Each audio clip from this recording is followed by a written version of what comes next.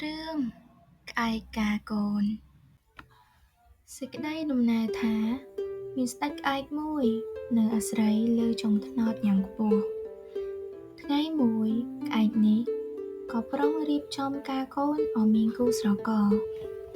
ស្ដេចក្អែកក៏ចាត់ឲ្យពួកពលខ្លះហៅភ្ញៀវសត្វទាំងអស់មកស៊ីការចាត់ពលខ្លះទៀតឲ្យហើររកចំណីផ្លែឈើស្រូវអង្ករត្រីសាច់គ្រប់មុខទាំងអស់ដើម្បីយកមករៀបចំទទួលភ្ញៀវសត្វលុះដល់ថ្ងៃកំណត់រៀបចំផ្សំគុំកូនប្រុសស្រីទាំងពីរហើយពពួកសត្វទាំងអស់ដែលស្ដេចក្អែកបានអញ្ជើញបានមកជួបជុំយ៉ាងគគ្រឹកគគ្រេងស៊ីផឹកសប្បាយស្រែកហូរកញ្ជ្រៀវលាន់ទ្រហឹងពេញព្រៃ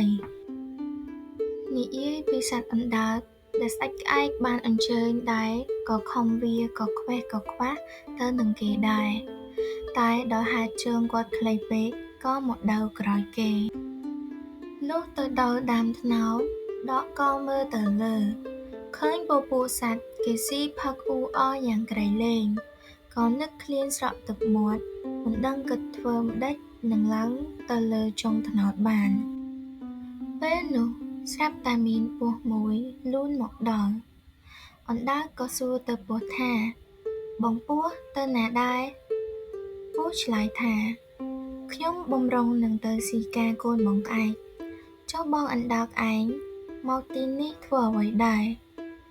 ខ្ញុំបំរុងនឹងទៅស៊ីការកូនបងក្អែកដែរពស់ថា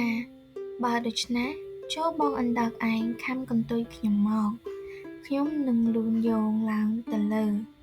តែសូមប្រញាប់មាត់បន្តិចអណ្ដើកត្រេកអរណាស់ក៏ខំកន្ទុយពស់ភ្លាមពស់ក៏លូនឡើងទៅលើចុងត្នោតលុះទៅដល់កត្នោតស្ដេចក្អែកក្រឡេកឃើញអណ្ដើកក៏ស្រែកសួរជាការគួរសមថា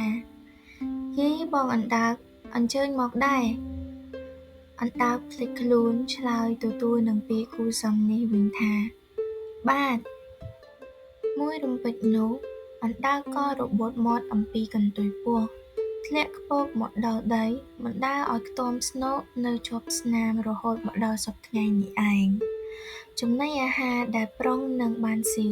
ក៏ខានបានស៊ីថែមទាំងមានគ្រោះថ្នាក់ដល់ស្រាំស្នោកទៀតហេតុនេះហើយ